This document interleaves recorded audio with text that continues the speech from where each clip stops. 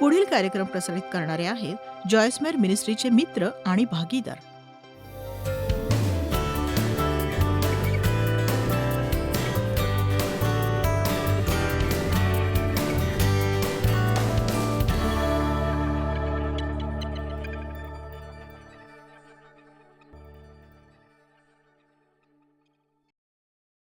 Living courageously या पुस्तकात जे एक प्रकरण आहे ते आहे योग्य आणि चुकीची भीती. दुसरं आहे फोबियाच्या बाबतीत.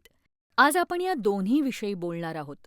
आपल्याला योग्य भीती कशी वाटू शकते? साहजिकच ही योग्य भीती आहे की आगीत हात घालायचा नाही, आणि ही योग्य भीती आहे की आपलं डोकं बुडेल इतकं पाणी असेल आणि आपल्याला पोहता येत नसेल तर पाण्याच्या बाहेर उडी मारावी. अशा खूपशा गोष्टी आहेत ज्या योग्य आहेत. ईश्वराप्रती श्रद्धापूर्वक भीती बाळगणं ही योग्य भीती आहे.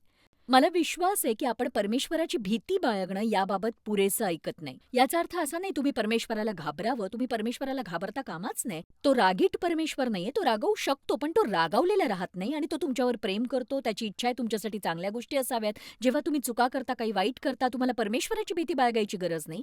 पण ती श्रद्धापूर्वक भीती आणि आदरयुक्त भय असावं. आणि परमेश्वर हा परमेश्वर आहे. तो सर्वशक्तिमान आहे. तो सर्वज्ञ आहे.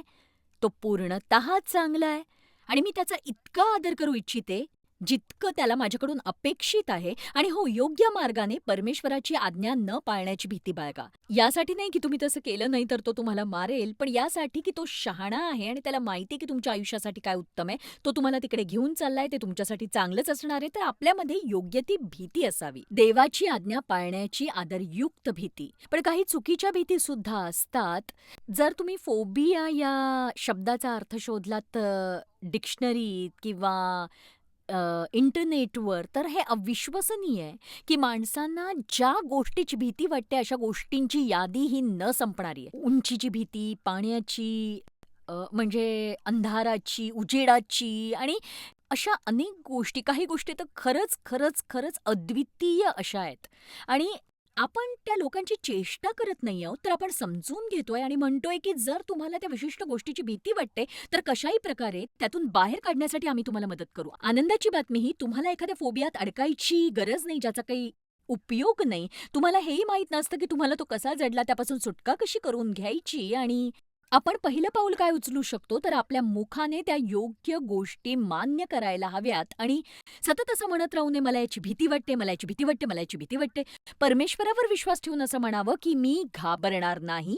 मला या गोष्टीची भीती वाटत नाही, मला भीती वाटतच नाही. तुम्ही म्हणा, हो जॉयस मला भीती वाटते. हो, तुम्हाला भीती वाटेल, पण तुम्हाला भीती जगायची गरज नाही. हे बघा, जर आपल्याला माहीत असेल आपण येशूत कोण आहोत, तर आपण ते बनवू शकतो जे आपण त्याच्यात आहोत. जरी आपल्याला कशाची तरी भीती, दोष जाणवत असला तरी. बघा, मला दोषी वाटू शकतं आणि तरीही परमेश्वराच्या वचनानुसार मला माहिती आहे मी दोषी नाहीये. आणि म्हणून जेव्हा मला दोषी वाटतं, मला माहिती आहे मी पश्चाताप केलाय, मला माहिती आहे मी परमेश्वराकडे क्षमायाचना केली आहे. कित्येक वेळा मी म्हणेन माहिती आहे मला कसं वाटतं याची मला काळजी नाही, कारण मला माहिती आहे की मला माफ केलं गेलंय. तुमच्या आयुष्यात जे घडेल ते पाहून तुम्ही आश्चर्यचकित व्हाल जेव्हा तुम्ही काही गोष्टींचा अधिकार घ्याल आणि प्रत्येक छोट्या छोट्या गोष्टींसमोर झुकणं तुम्ही थांबवाल. तर मी तुम्हाला प्रोत्साहित करू इच्छिते, लिव्हिंग करेजियसली हे पुस्तक तुम्ही घ्या. मला विश्वास आहे तुमच्या आयुष्यात कसलीही भीती असू दे, तुम्हाला या पुस्तकातून नक्कीच मदत मिळेल. Living courageously. मी कदाचित तुम्हाला असलेल्या भीतीबद्दल सविस्तर बोलू शकणार नाही, पण भीती हा एक सिद्धांत आहे की भीती असलेल्या गोष्टी कशा करायच्या आणि त्यांचा सामना कसा करायचा. एक गोष्ट नक्की, भीतीला घाबरून तुम्ही भीतीला मात देऊ शकत नाही. भीतीसमोर झुकून किंवा तिच्या आधिपत्याखाली राहून तुम्ही तिच्यावर मात करू शकत नाही. तिला जिंकण्याचा एकच मार्ग आहे, तो म्हणजे तिचा सामना करायचा आणि तुम्हाला जे आवश्यक आहे ते करायचं, जरी तुम्हाला भीती वाटत असली तरीही. एक सांगू परमेश्वराकडून कसं ऐकायचं अनुभवाने? एक सांगू आत्म्याद्वारे पुढे कसं जायचं? तुम्ही बाहेर या आणि शोधा. उप्स, तो परमेश्वर नव्हता.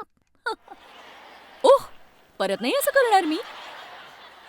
माझं सेवाकार्यात काम करायचं पाचारण हे मी कसं ओळखलं सांगू? मी काही गोष्टी करायला सुरुवात केली. पहिली गोष्ट मी केली की मी सेंट लुईस शहरातल्या रस्त्यावर गेले आणि माझ्या चर्चच्या ग्रुपसोबत शनिवारी माझी 3 लहान मुलं आणि डेव्ह सुद्धा सोबत होते आणि मी गॉस्पेलच्या पत्रिका वाटल्या आणि मला त्याचा तिरस्कार वाटला होता. मला ते करायचं नव्हतं. मला थंड राहायचं नव्हतं.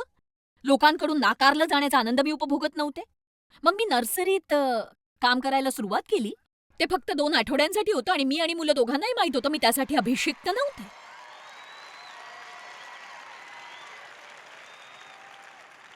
मी माझ्या पालकाचं घर झाडून काढण्याचा प्रयत्न केला, पण तेही जमलं नाहीच. कारण मी स्वतः साफसफाईत इतकी चांगली नव्हते. आणि तेव्हा माझ्यासमोर एक सत्य आलं की ती सफाई केवळ त्याला प्रभावित करण्यासाठी मी करत होते, जेणेकरून त्याची कृपादृष्टी माझ्यावर होईल.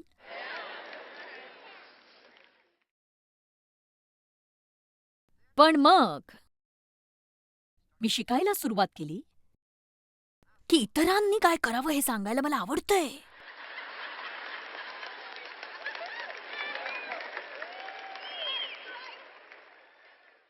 मी म्हणू शकते की मी फक्त गंमत करते, खरंच तसं अजिबात नव्हतं.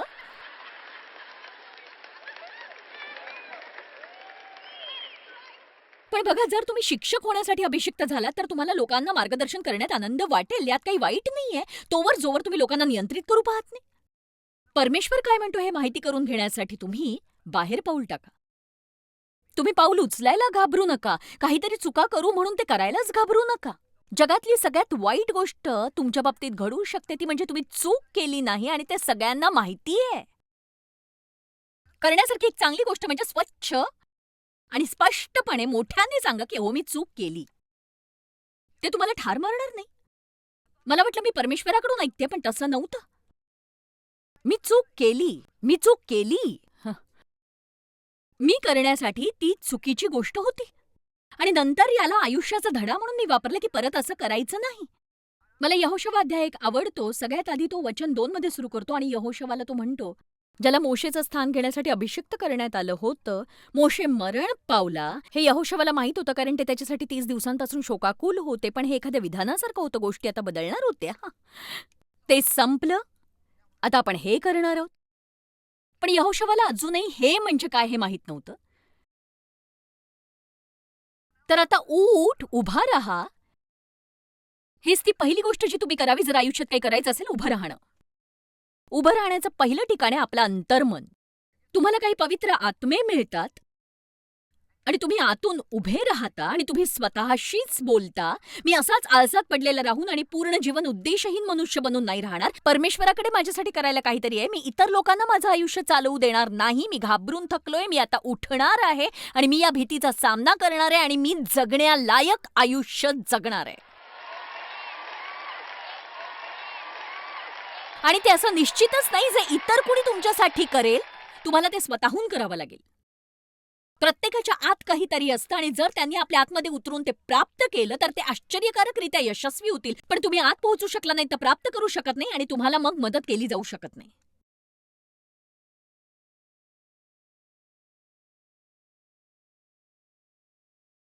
तर आता उठ आणि यांना, अर्थात इस्रायल लोकांना जो देश मी देत आहे त्यात तू या सर्व लोकांचंही यार्देन ओलांडून जा. ज्या ज्या ठिकाणी तुमचे पाऊल पडेल ते ठिकाण मी तुम्हाला दिले आहे. ते ठिकाण मी तुम्हाला दिले आहे. आता इकडे लक्ष द्या.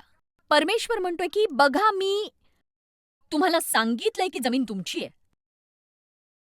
परमेश्वराने आधीच तुमच्या बाबतीत निर्णय घेतलाय. परमेश्वराकडे तुमच्यासाठी चांगली योजना आहे.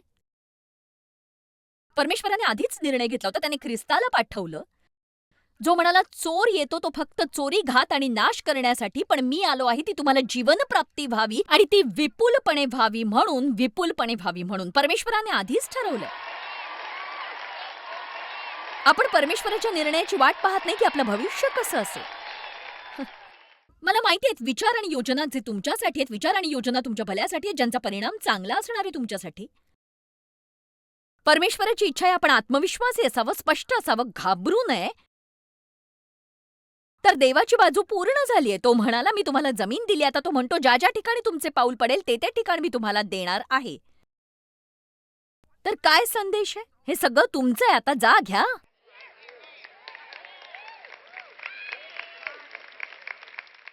खरं तर मी प्रार्थना करतेय. माझ्याकडे मदत करायला खरंच कोणी नाहीये. माझं भूतकाळ इतकं वाईट आहे. माझ्या आयुष्यात मला सुयोग्य वागणूक दिली गेली नाही. हे सगळं यासाठी की सैतान या प्रयत्नात आहे की तुम्हाला घाबरट, केविलवाणे आणि दयनीय अवस्थेत ठेवावं, जिथे तुम्ही संपूर्ण आयुष्य घायाळ अवस्थेत राहावं. आणि परमेश्वर म्हणतो उठ, आतून उभा राहा, बाहेरूनही उभा राहा. मी आधीच तुझ्यासाठी देऊ केलंय. तू आश्चर्यकारकरित्या चांगलं आयुष्य जगावंस. आता तुम्ही श्रद्धापूर्वक पावलं उचलली पाहिजेत. ज्या ज्या ठिकाणी तुमची पावलं पडतील ती जमीन तुमची होणार आहे. ती जमीन तुमची होणार आहे.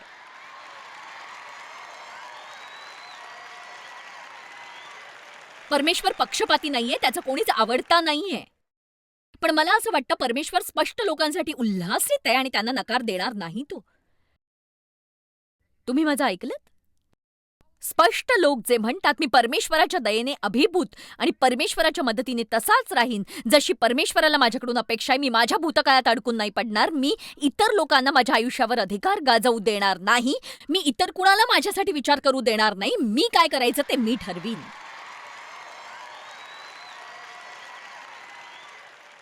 मला वाटतं विश्वास वाढतोय. तुम्हाला अंदाज आहे या वेड्या जगाचा जिथे आज आपण राहतोय काय होईल जर प्रत्येक जण जो स्वतःला ख्रिस्ती म्हणवतो तो वास्तवात त्यानुसारच वागला तर? आपण आपल्या विश्वाचा कायापालट होताना पाहू शकतो. ते खूप जलद होईल. लोक त्याची अपेक्षा करू लागतील जे आपल्याकडे आहे. या उलट ते आपल्यावर हसणार नाहीत, आपली चेष्टा करणार नाहीत. आणि एक सांगू तुम्हाला, हा घाबरटपणा नाहीये. ख्रिस्ती होणं म्हणजे कुबड्या घेऊन चालण्यासारखं नाहीये. आज आपण ज्या जगात राहतो तिथे एक खरा ख्रिस्ती होणं म्हणजे हिमतीची गोष्ट आहे. मी असं नाही सांगत आहे की केवळ चर्चमध्ये जाऊन लपून बसा. मी आयुष्य जगण्याबद्दल बोलतेय.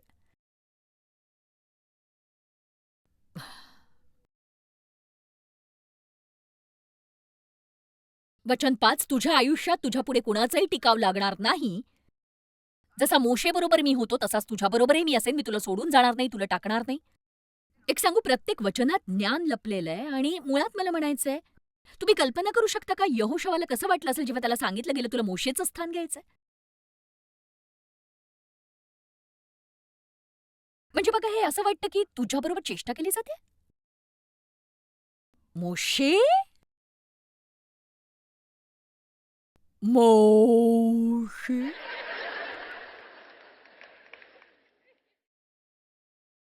परमेश्वराने त्याला कधीच नाही सांगितलं मोशेसारखा हो. तो म्हणाला जसा मोशेबरोबर मी होतो तसा तुझ्याबरोबरही मी असेन. तुमच्या लक्षात आलं का? लोक बऱ्याचदा असं म्हणतात की मी पुढची जॉयस मायर होणार, पण तसं नका हो. खरंच मला आशा आहे की तुमचं उद्दिष्ट मी बनणं किंवा इतर कोणी बनणं नसावं. जर मी एक चांगलं उदाहरण असेल तर मला त्याचं कौतुक वाटेल, पण जर तुम्हाला खरंच काही करायचंय तर म्हणा तिनं जे केलंय त्याहून अधिक काहीतरी करायचंय मला. मला आवडतं इर्मया अध्याय 1 वचन 4. परमेश्वराचे वचन मला आले ते असे. पहा, परमेश्वर त्याच्या लोकांशी बोलतो. तुला मी गर्भाशयात घडिले त्यापूर्वी तू मला ठाऊक होतास आणि तुला निश्चित केलं होतं. तो जन्माला यायच्या आधी त्याने काही चुकीचं किंवा चांगलं करण्यापूर्वीच परमेश्वर म्हणाला तू माझा माणूस आहेस. तू उदरातून बाहेर पडण्यापूर्वी मी तुला पवित्र केले. मी तुला राष्ट्रांचा संदेष्टा नेमिले आहे. संदेष्टा. जर परमेश्वराने आपला हात तुमच्यावर ठेवला आणि तुम्हाला काही विशेष करण्यासाठी वेगळं केलंय तर तुम्हाला वाटतंय यातनं समाधान मिळतंय असं काही करण्यात वेळ वाया घालवू नका.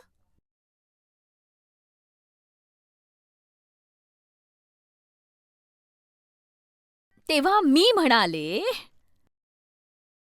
प्रभू यहोवा, पहा मी बोलू शकत नाही कारण मी तर केवळ किशोर आहे. पण यहोवा म्हणाला असं म्हणू नको, मी तर केवळ किशोर आहे.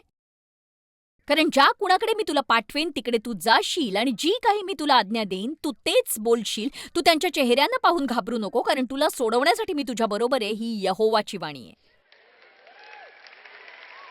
यिर्मयाही परमेश्वराशी तसंच बोलला जसं बहुतेक लोक बोलतात. मोशे सुद्धा परमेश्वराशी असंच बोलला की तू चुकीचा माणूस निवडलायस. मी वाकपटू नाही. लोक माझ्यावर विश्वास ठेवणार नाहीत. आणि असंच खूप काही.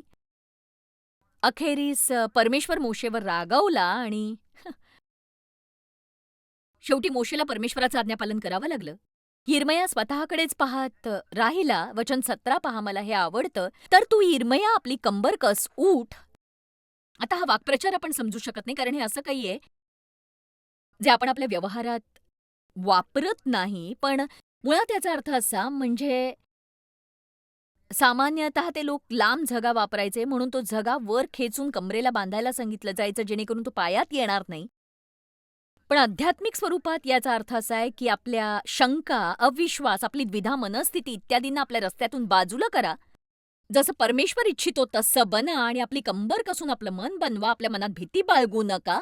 जर तुम्हाला निर्णय घेण्याची आवश्यकता आहे आणि तुमच्यासाठी जे चांगलं आहे ते तुम्ही करू शकता, परमेश्वराचं ऐका. तुम्ही परमेश्वराची वाट पाहिलीये, पण याचा अर्थ असा की त्याची इच्छा आहे की तुम्ही ते करावं जे तुमच्या मनात आहे. मला माहिती आहे की काही लोक या मूर्खपणाला घाबरतात हे असे की "ओ नाही, मला परमेश्वराशी बोलायचंय." मी नुकतंच डलास विलर्डचं हिअरिंग गॉड हे पुस्तक वाचून संपवलंय आणि मला नाही वाटत की मी जर त्या पुस्तकातून तुम्हाला काही वाचून दाखवलं तर त्यांना वाईट वाटेल. माझी इच्छा आहे तुम्ही ऐकावं. कित्येक वेळा असं होईल की परमेश्वर जेव्हा एक विशेष संदेश पाठवत नाही, तेव्हा अशा वेळी आपण काय करावं? साधारणतः परमेश्वराची इच्छा आहे की जीवनात आपण स्वतःचा रस्ता निश्चित करण्यासाठी आपली मुख्य भूमिका पार पाडावी. जर जर परमेश्वर तुम्हाला काहीच सांगत नाहीये तर तर तो म्हणतोय, माझी अशी इच्छा आहे तुम्ही याबाबत निर्णय स्वतः घ्या.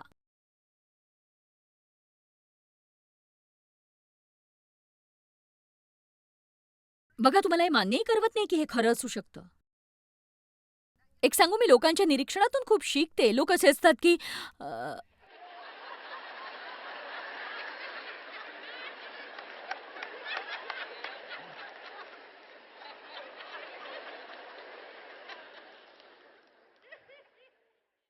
हे शक्य आहे का की तुम्ही चूक कराल?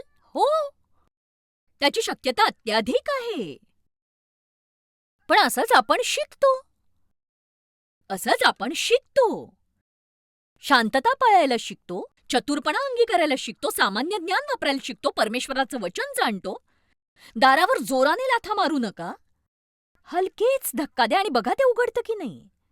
चैनीच्या कामात पडू नका. जर तुम्ही जे काही करताय त्याबाबत निराश आहात, तर कदाचित परमेश्वर म्हणत असेल, यात माझा हात नाही, मागे हो आणि वाट पहा.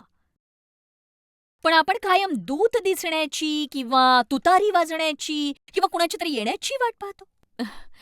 मी एका समारंभाला गेले होते आणि तिथे एक बाई मला म्हणाली की "अहो, मला 2 तास आधी इथे यायचं निमंत्रण मिळालं. मी इथे आहे कारण आपल्या दोघींना बोलायची संधी मिळावी म्हणूनच." मला हे सहनच होत नाही जेव्हा लोक माझ्या बाबतीत असं करतात.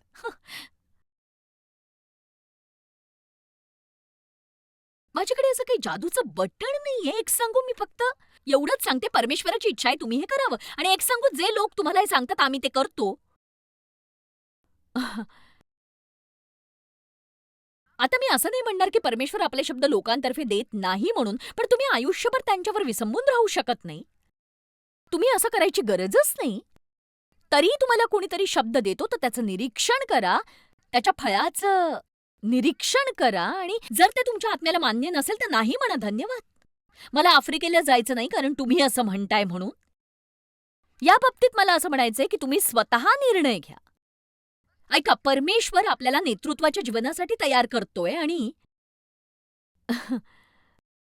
आपण जर स्वतःला स्वतःच्या जीवनात सामील करू शकलो नाही तर ते किती नीरस होईल. जर आपल्याला पूर्ण वेळ कुणाची तरी वाटच पाहिजेय, भलेही मग तो परमेश्वर असो, आपल्याला पूर्ण वेळ वाट पाहिजे. एक सांगू, मुलं जेव्हा छोटी असतात तेव्हा तुम्ही त्यांना म्हणता हे करू नका, ते करू नका, ते करू नका, ते करू नको, ते करू नको. एक सांगू, जर मला माझ्या मोठ्या मुलाबाबतीत हे करावं लागलं तर मला थकवा येईल. तर बघा, परमेश्वराची इच्छा आहे आपण त्याचं मन जाणावं आणि त्याचं कामही करावं. तुम्ही प्रत्येक गोष्टीसाठी प्रार्थना करता, तुम्ही तुमच्या पद्धती देवासमोर ठेवता, तुम्ही ती प्रत्येक गोष्ट बदलायला तयार असता जी परमेश्वर बदलू शकतो. तुम्ही योजना बदलता, तुम्ही दिशा बदलता त्याच क्षणी ज्या क्षणी परमेश्वर तुम्हाला सांगतो. पण जेव्हा परमेश्वर काही सांगत नाहीये, जसं की आपण सर्वजण जाणतो असं बहुतेक वेळा होतं, किती लोकांना असं वाटतं की परमेश्वराने काही करण्याऐवजी बोलावं. बघा, मला आठवतंय की पहिल्यांदा जेव्हा परमेश्वर माझ्या मनात बोलला, मी अशी होते, "देवा, मला सांग ना मी काय करावं? तुला काय वाटतं मी काय करावं? देवा, मला माहित नाही मी काय करावं?" आणि मी माझ्या आत्म्यात पूर्ण ऐकलं, "जे तुला करायचं ते कर." मी अशी होते की हा काही देव असू शकत नाही. हा देव असूच शकत नाही. तो आपल्याला हवं ते कसं काय करू देईल बरं? मी तुम्हाला विचारते की जर त्याने आपल्याला त्याचं हृदय दिलंय, आपला आत्मा आपल्याला दिलेला आहे. तर असं कोण म्हणतं की मी स्वतःच्या हृदयात जे अनुभव करते ते परमेश्वराचं हृदय नाहीये? आपल्यात येशूचं मन आहे, आपल्यात भावना आहेत, विचार आहेत, इच्छा आहेत आणि त्याच्या हृदयाचे उद्देश आहेत. आपण त्याच्याशी जोडले गेलो आहोत. आमेन. हाच आहे परमेश्वरासोबतच्या मिलनाचा अर्थ. आपण आतून त्याच्यात लीन झालेलो आहोत, जोडले गेलो आहोत. आपल्याला प्रत्येक वेळी त्याचे शब्द नको आहेत. आपण आत्म्याचं पालन करतो, आपण शांततेचं पालन करतो, चातुर्याचं करतो. परमेश्वराचे आभार त्याच्या त्या खास वचनांसाठी, वार्तालापासाठी, दिशानिर्देशांसाठी. प्रत्येक वेळेला मला ते मिळतच असंही नाही. आणि बघा, परमेश्वराची वचनं तुम्हाला माहीत नसतील तर तुम्हाला कसं मार्गदर्शन करेल तो? परमेश्वराची वचनं तुम्हाला माहिती असावीत, तुम्ही ती अनुसरावीत देखील आणि तुम्ही त्याचा आवाज नक्कीच ऐकू शकाल, कारण हे सुरक्षा कवच आहे. हे परमेश्वराचं वचन सुरक्षा कवच आहे. पण तरीही परमेश्वराचं वचन मला सांगत नाही मी कोणती कार खरेदी करावी, मी कुणाशी लग्न करावं हे सांगत नाही, नवीन घर खरेदी करण्यासाठी कुठली वेळ योग्य हेही सांगत नाही. परमेश्वराचं वचन मला हे नाही सांगत. परमेश्वर माझ्या जीवनातल्या या गोष्टींमध्ये स्वतःला सामील होऊ देतो. हे सगळे निर्णय मी माझ्या चातुर्याने, सामान्य ज्ञानाने, माझ्याकडे शांतता आहे की नाही या आधारावर घ्यायला देतो. परमेश्वराची इच्छा आहे तुम्ही स्वतः तुमच्या आयुष्यात सामील व्हावं. निर्णय घेण्यात घाबरणं बंद करा. तुम्ही द्विधा मनस्थितीत राहू नका. तुम्ही परमेश्वराला ऐकण्यासाठी सगळं काही करू शकता. जर तुम्हाला निर्णय घ्यायची गरज आहे, तुम्हाला अजूनही काही ऐकायला मिळालं नाही, तर काही न करण्यापेक्षा काहीतरी करा. कारण निर्णय घेतल्याने एकतर तुम्ही पाण्यावर चालाल किंवा मग बुडून जाल. प्रेषितांची कृत्य 16. मी तुम्हाला दाखवू इच्छिते अनुयायी कसं राहायचं. पौल व सीला फ्रुजिया प्रांतातून गेले. फ्रुजिया. मला जरा हुशार माणसाला विचारायचंय की याचं उच्चारण कसं करायचं. मी अजूनही चुकीचं करत असेन कदाचित. मला म्हणायचं होतं नाही, रेफ्रिजरेटरचा विचार करा, फ्रुजिया. कारण मी त्याला कदाचित पर्जिया म्हटलं असतं. आणि बघा, परमेश्वर माझा वापर करतोय.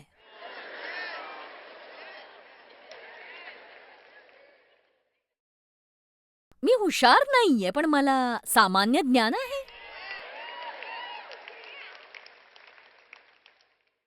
नंतर आशिया प्रांतात वचन सांगण्यास त्यांना पवित्र आत्म्याकडून प्रतिबंध झाल्यामुळे पौल आणि सीला फ्रुजिया आणि गलतिया प्रांतातून गेले. आता याचा अर्थ काय? याचा अर्थ असा, परमेश्वराने त्यांना जाऊ नको असं म्हटलं नाही. त्यांनी जाण्याचा प्रयत्न केला, पण ते यशस्वी झाले नाही.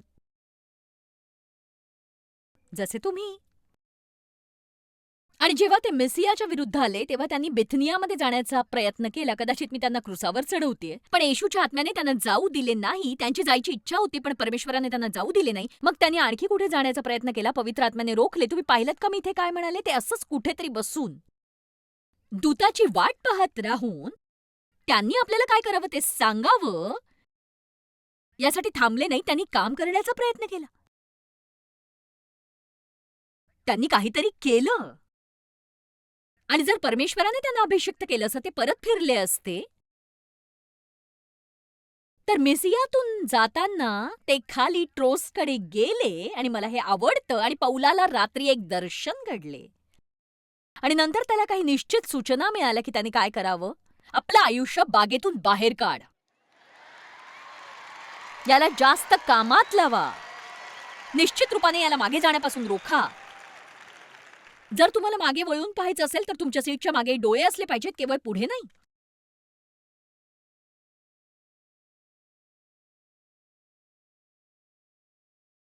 आपल्या आयुष्याला कामात गुंतवा आणि म्हणा, मी या भीतींचा सामना करेन. मी माझ्याकडून माझ्या माहितीप्रमाणे सर्वोत्तम केलंय, जेणेकरून मी देवाचं ऐकावं. आणि मी त्याची वाट पाहिलीय, मी त्याला मार्गदर्शन विचारलंय आणि आता मी पावलं उचलतेय आणि मला माझ्या हृदयात मिळालेल्या मार्गदर्शनाप्रमाणे मी करते आणि ते योग्य आहे. छोटी छोटी पावलं उचला. एक सांगू, तुम्ही डायव्हिंग बोर्डवरून अशी खूप खोल उडी मारायची गरज नाहीये. आधी थोड्या उथळ पाण्यात जा आणि बघा.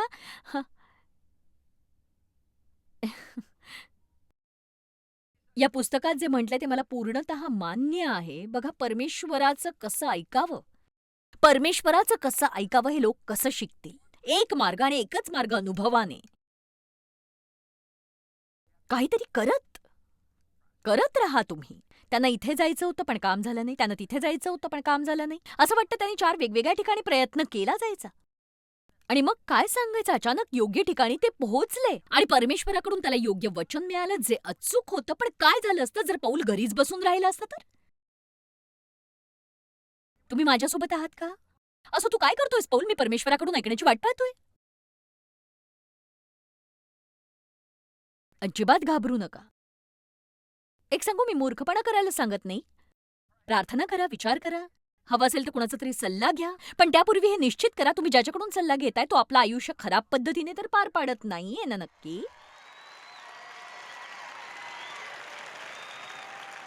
जर तुम्ही एखाद्या हुशार माणसाकडून सल्ला घेऊ इच्छिता, तुम्ही तसं करू शकता. बहुतेकांना माहीत नसतं ते काय करतायत. आपण काय करतोय हे स्वतःला सांगण्यायोग्य बनवा.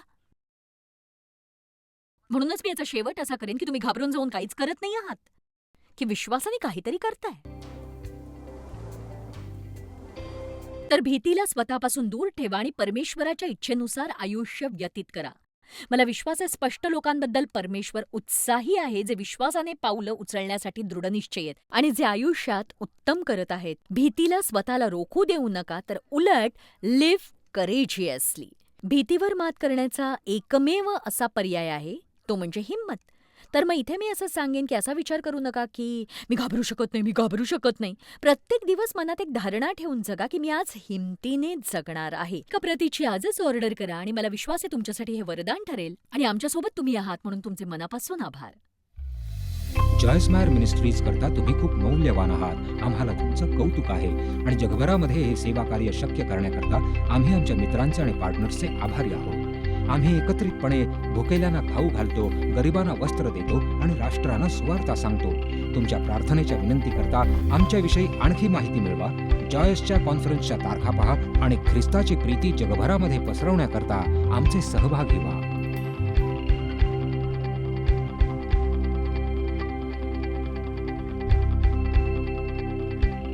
याचा सर्व खर्च जॉयस्मॅर मिनिस्ट्रीचे मित्र आणि भागीदार करत आहेत.